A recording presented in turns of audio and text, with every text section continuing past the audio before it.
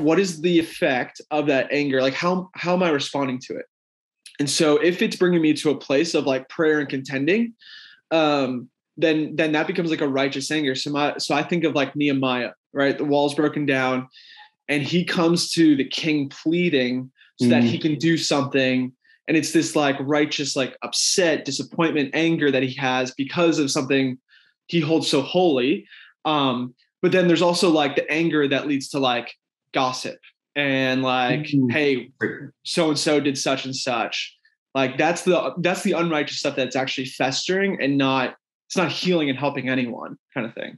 Gosh, that's so good. And think about the difference between those two things, right? Does something move you to prayer?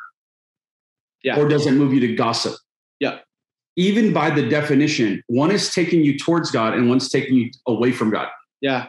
Like when you think about gossip is actually just a humanistic version of prayer. Yeah. You see what I'm saying? Like it's driven by my desire to be heard, my desire to get this off my chest and have somebody agree with me.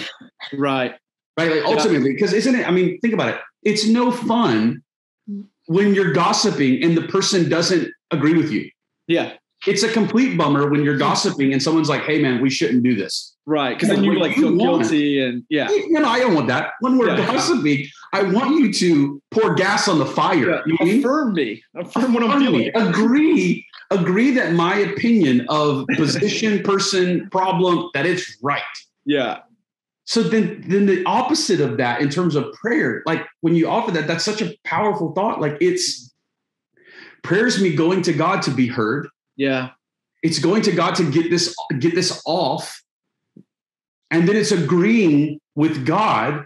Right. Not agreeing with myself. But we want people to have kind of a spiritual toolbox and we want to add tools to the toolbox. Yeah. So I'm always careful whenever we talk about prayer. This is a way to pray. Yeah. Not the way to pray. Yeah. There are different sort of patterns. There are different forms in prayer. Jesus, even we talked about this a number of months back, but in many of the parables, Jesus like offers some different ideas on how to pray and what it looks like and how it feels. But then he offers the big one to the disciples, right? He says, when you pray this way. And there's the Lord's Prayer is a great sort of rhythm. So it's not just one prayer, but there's a kind of opening. And then this space for us to step in. I love the prayer of tears, this idea of things moving our heart. Mm-hmm. I remember years ago, there was a song by then Brooke Fraser. And there was just one line in the song, and it says, break my heart for what breaks yours. Yeah. Break my heart for what breaks yours. I think we would do well to move and transition from getting angry about stuff. Yeah. To then maturity. Maturity says, listen, let my anger move me to a place of prayer. And I'm wrestling just as you guys, you're kind of reading things. There's some things that I've been reading more and more now where it's the invitation to not be heard. It's the place of gossip says, let me take my opinions and go public. Brokenness of the world. Like that's the stuff like we need to ask God, give me a heart for what breaks yours. But I should also be praying, God, help me. I should be tearing over my own brokenness, not just everybody else's and trying to fix everybody else's, but my own brokenness.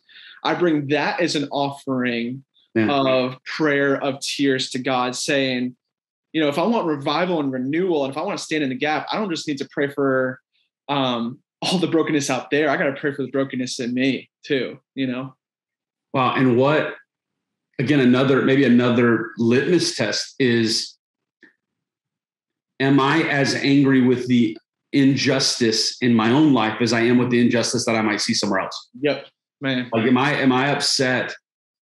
Yeah, gosh, that's a strong. Again, isn't it true? So much of what's easy is outward. Yeah, it's easy to have frustration that's outward. It's easier to have critique that's outward.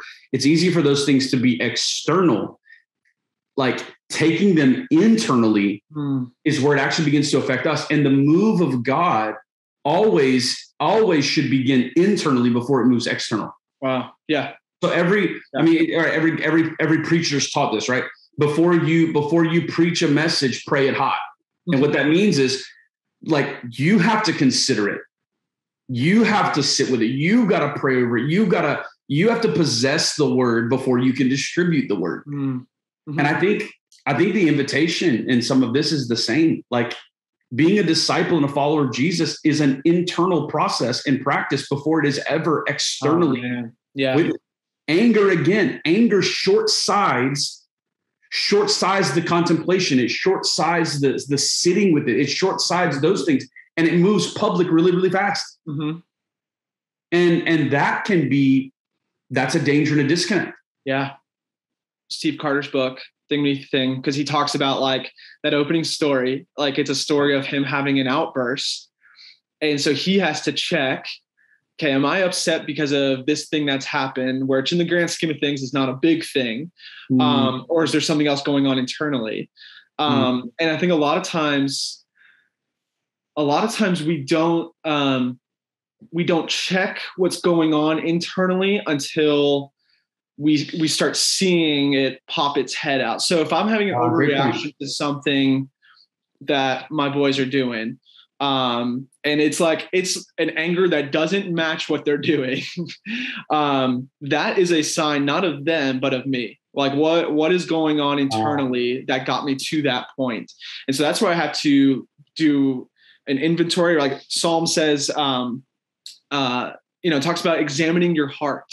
Letting the Lord examine your heart. And so, that's kind of where we get a lot of, like, this is another deep concept, but like the prayer of examine, where we are asking God to examine our day, our week, and our hearts to figure out what's going on internally that got me to this point. The thing that I'm doing right now, I didn't just get here.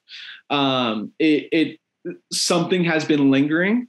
And so I need to go back to the root cause so I can see, like, how I wound up getting there. Anger in other people, sometimes it's difficult to see it in us. But listen to me, that emotion is a natural one, and it's one that will be evident and present in your life. The question is, how is it coming out? It affects so many areas of our life, so many relationships.